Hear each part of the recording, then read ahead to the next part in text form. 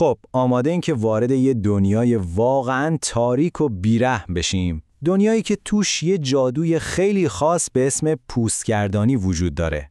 جادویی که مرز بین انسان و حیوان رو عملاً از بین میبره. امروز میخوایم داستان زندگی دوم یه اسکین چینجر خیلی قدرتمند رو بررسی کنیم که داره نفسهای آخرش رو میکشه. وارامیر شیش پوست. داستان از اینجا شروع میشه. فقط این جمله رو تصور کنین. شب بوی قندیده آدمیزاد میداد. همین اول کار پرت میشیم وسط یه صحنه کاملا غریزی و وحشی. انگار که ما خودمون توی ذهن یه گرگیم، یه شکارچی. بوی تند انسان تو حواس و غریزه داره گله رو به جلو میکشونه. شکار شروع شده. طعمه همون جلوه. گله داره از بین درخت‌ها و برفا رد میشه و به هدفش نزدیک و نزدیکتر میشه. از دهن خاکستریشون بخار داغ بیرون میزنه. میتونید حس کنید چطور تنش داره لحظه به لحظه بیشتر میشه. و بعد دو تا کلمه تکون دهنده.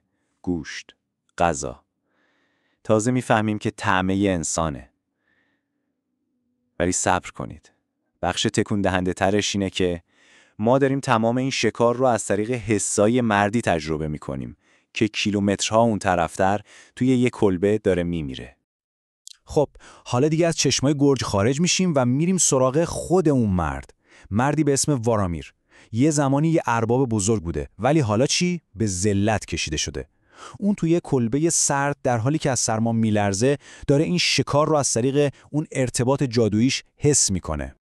تضاد بین گذشته و حالش واقعا آدم رو میخکوب میکنه. ببینید اون اولش با اسم لامپ به دنیا اومد. یه پسر مریض و ضعیف که از همه چی میترسید. ولی اون هویت رو دور انداخت و شد وارامیر شش پوست. یه اسکین چنجر فوق‌العاده قدرتمند، کسی که مردم ازش وحشت داشتن، حتی پادشاها هم براش احترام قائل بودن. اما الان چی؟ تمام اون قدرت دود شده و رفته هوا. دوباره همون آدم تنها و در حال مرگ. وقتی تو اوج قدرتش بود واقعا یه نیروی غیرقابل مهار بود. فکرش رو بکنید، سوار یه خرس برفی غول پیکر میشد. 3 تا گرگ و یه گربه سایه رو کنترل میکرد. دست راست خود منس ریدر، پادشاه اون طرف دیوار بود. هر زنی رو که اراده میکرد مال خودش میکرد. یه قدرت مطلق که الان هیچی ازش نمونده. ولی خب همه این شکوه و جلال توی اون نبرد فاجعه بار کنار دیوار تبدیل به خاکستر شد. به قول خود وارامیر سوختم و مردم و بعد نیمه دیوانه از درد و وحشت دویدم.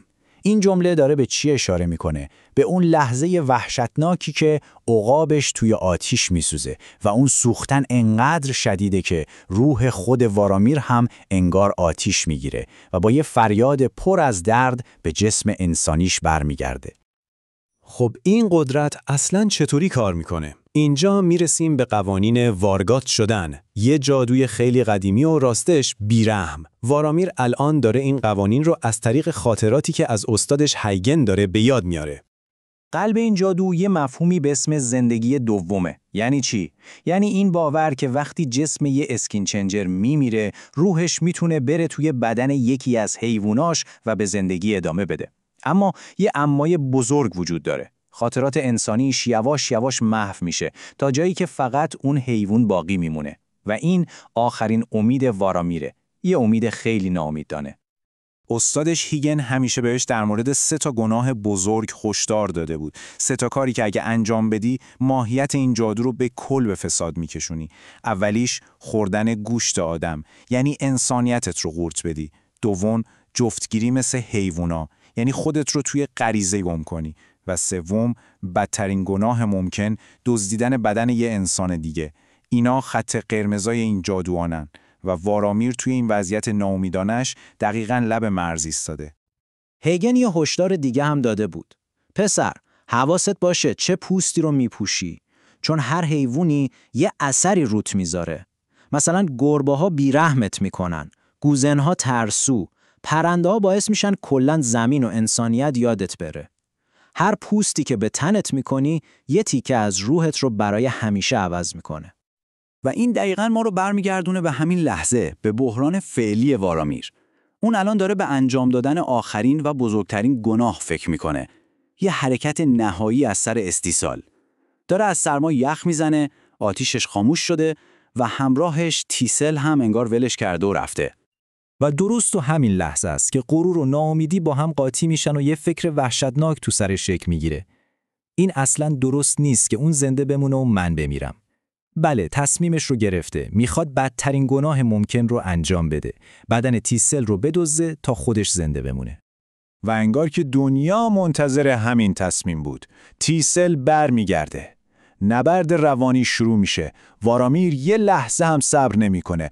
با تمام وجود، با خشونت سعی میکنه آگاهیش رو به زور وارد بدن تیسل کنه. گناه؟ این یه گناه کبیره است. یه کشمکش وحشتناک برای کنترل یه بدن شروع میشه. فکرشو بکنید. این یه تهاجم روحیه.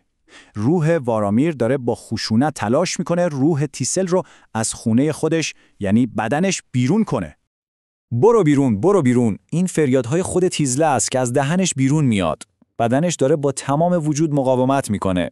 تلو تلو میخوره، دست و پا میزنه. انگار یه رقص وحشتناک بین دوتا روحه که توی یه بدن گیر افتادن. و بعد اوج وحشت. مبارزه به جایی میرسه که تیزل غرق خون و درد و جنون میشه. برای اینکه نذاره وارامیر کنترلش کنه، کاری میکنه که باورش سخته. زبونش رو با دندون میکنه، چشماش رو از حدقه در میاره، عملاً داره بدن خودش رو نابود میکنه تا به هر قیمتی شده روح وارامیر رو بیرون بندازه. و موفق هم میشه. روح وارامیر با خشونت از بدن تیسل پرت میشه بیرون. آخرین تلاش نامیدانش برای اینکه انسان بمونه شکست خورد. حالا روحش از بدن در حال مرگ خودش هم رها شده و توی هوا معلقه. دیگه چیزی جز گرگ نمونده. این پایان یه انسانه. اینجا یه لحظه خیلی حیاتیه. لحظه گذار. آخرین فکری که به عنوان یه انسان از سرش میگذره اینه: گرگان منو نجات میدن. همین. توی همین لحظه آگاهی انسانیش خاموش میشه و جاش رو به غریزه و اون وعده زندگی دوم توی گلش میده. ولی اینجا دوباره صدای هشدار هیگن تو گوشمون میپیچه. یادتونه؟ این جاودانگی نیست. این یه فراموشیه. یه فراموشی تدریجی و کامل از کسی که بودی. هر روز خاطراتت کمرنگتر میشه تا جایی که دیگه چیزی از انسان باقی نمیمونه و فقط حیوان میمونه. و حالا دیگه وارامیری در کار نیست. اون شده یک چشم. ارباب مغرور، وارامیر ششپوست برای همیشه مرد. آگاهیش حالا توی قوی ترین گرگ گلش گیر افتاده و داره دنیا رو از تنها چشم باقی مونده اون گرگ میبینه. و از چشمای این گرگ تصویری که میبینه واقعاً وحشتناکه. اون دهکده خالی حالا پر از مرده‌های متحرکه که چشمای آبی دارن. و بین اونها بدن همون زنی که وارامیر میخواست تسخیرش کنه، بدن تیسل بلند میشه و از حفره‌های خالی چشماش یه نور آبی رنگ سوسو میزنه.